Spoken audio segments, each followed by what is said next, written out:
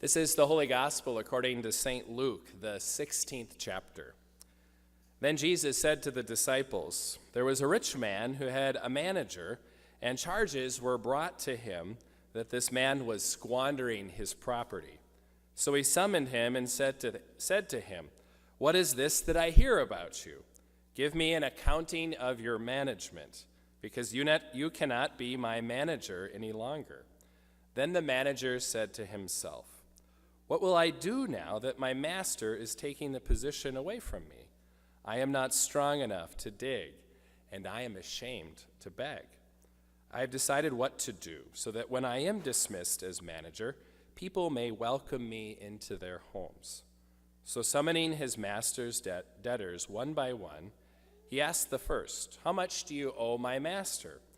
He answered, 100 jugs of olive oil. He said to him, 'Take your bill, sit down quickly, and make it 50. Then he asked another, 'And how much do you owe?' He replied, 100 containers of wheat.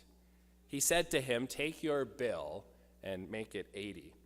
And his master commended the dishonest manager because he had acted shrewdly.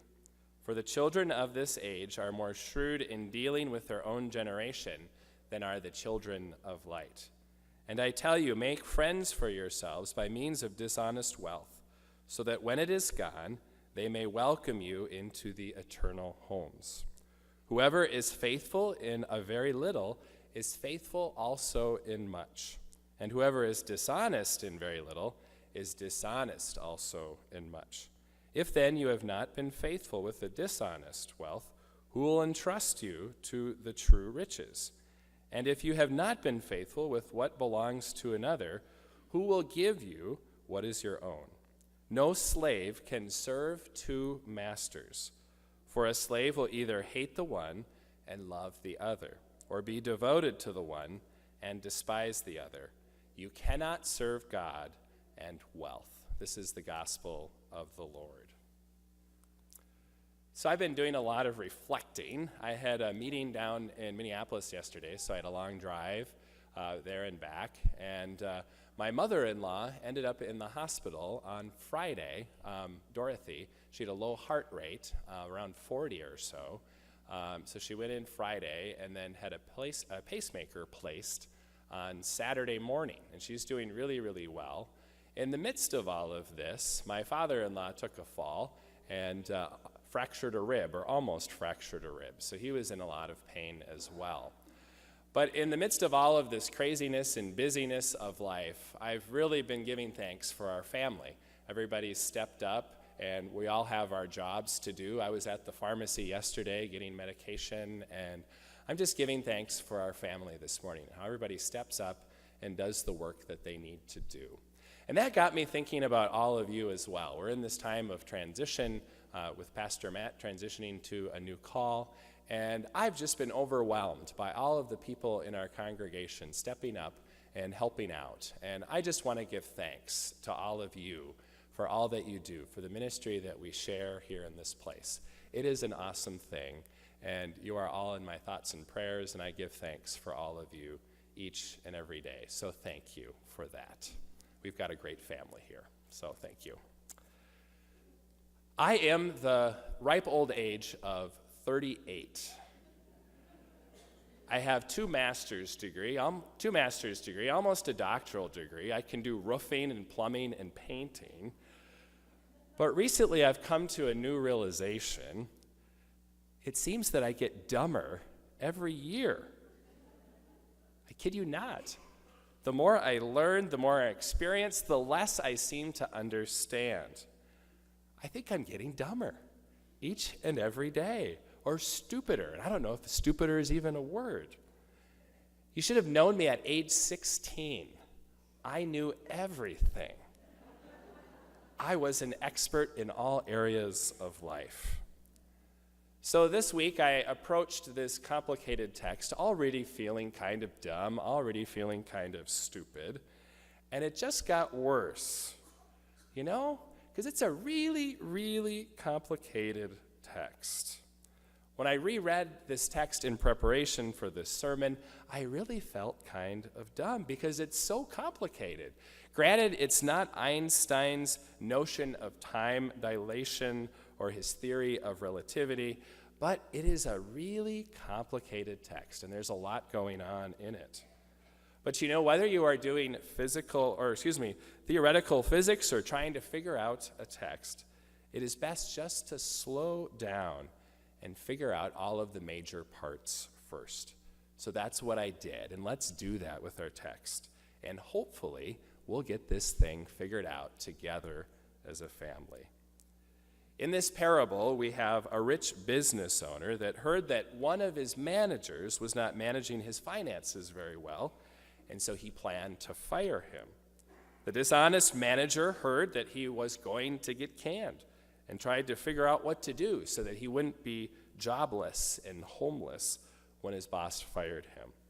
So he visited all of the customers that his boss did business with, and he reduced their bills from 20 to 50%.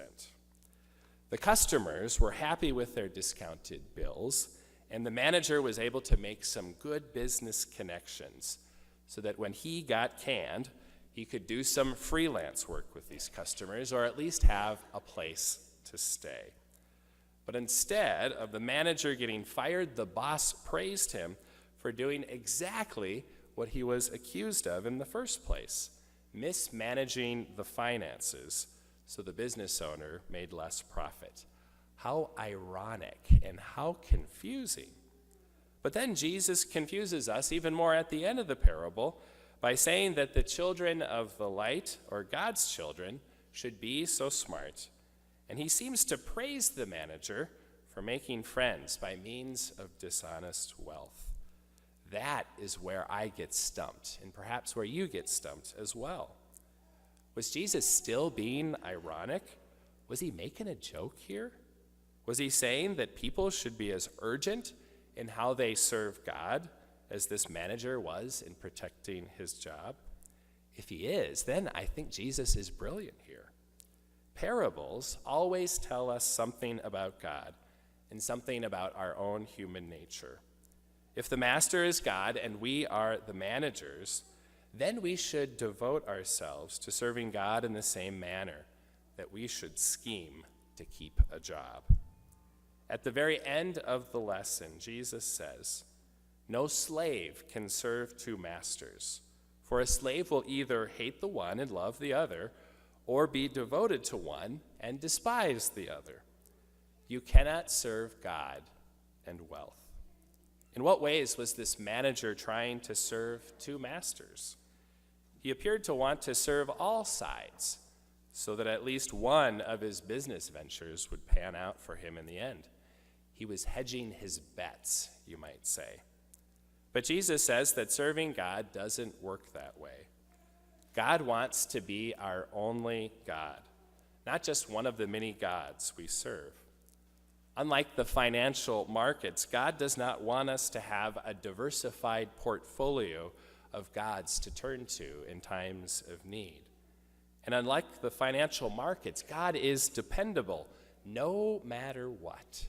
God is dependable no matter what. This idea of serving two masters reminds me of the 10 Commandments, and the first one in particular. "I am the Lord your God. You shall have no other gods before me." How interesting. Even God recognizes that there are other gods out there to serve. God does not deny that other gods with a small g exist in the world. God just wants to be the only one that we serve, the true God. God wants us to be our everything. And wealth and possessions are things that compete with God the most for devotion. That is why Jesus said that we can't serve God and wealth. He even gave wealth a name, mammon. It's not in our translation, but if perhaps you go home and look up a translation in your own home, it would say mammon, and it's a more accurate translation.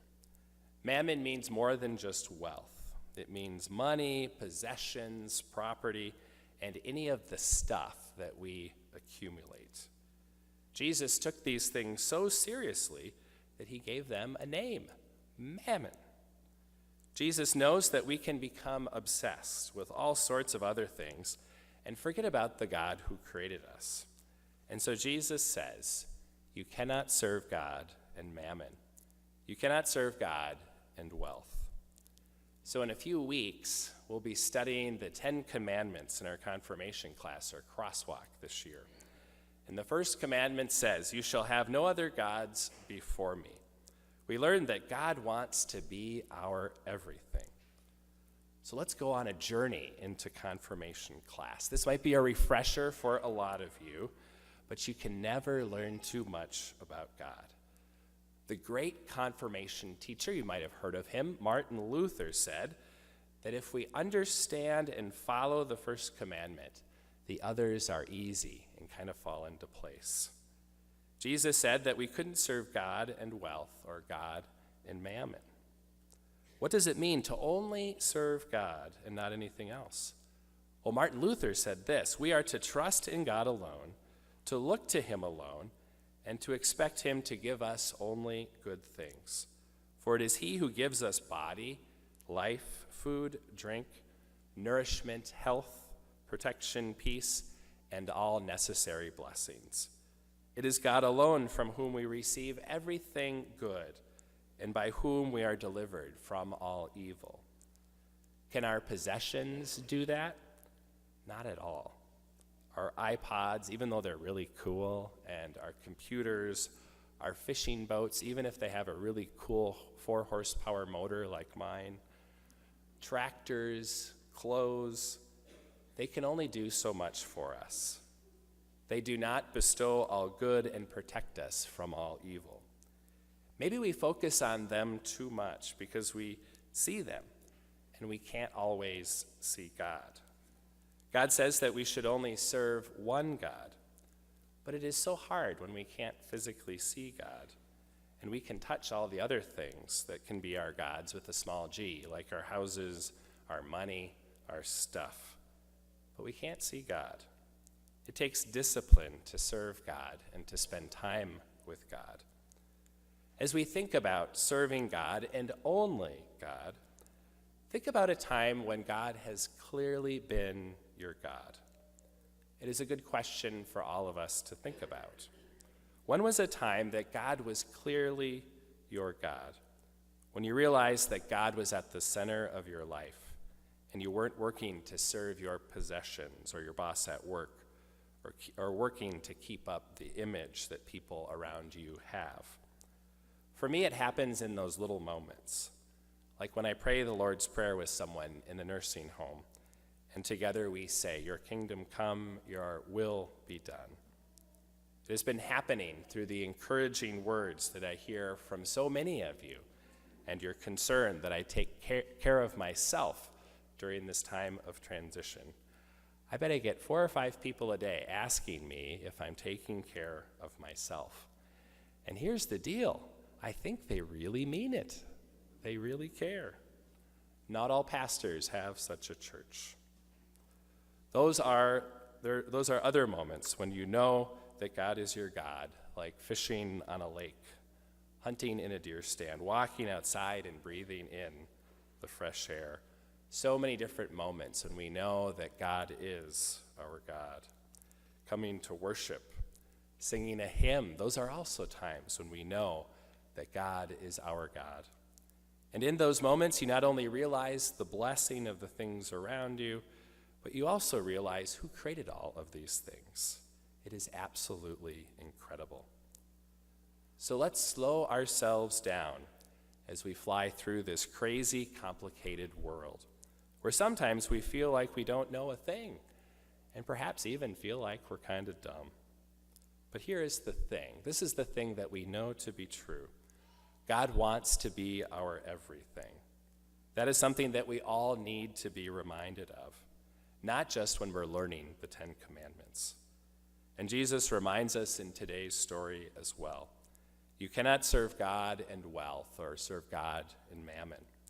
We should not try to be like the dishonest manager and spread ourselves so thin, hoping that our schemes can save us.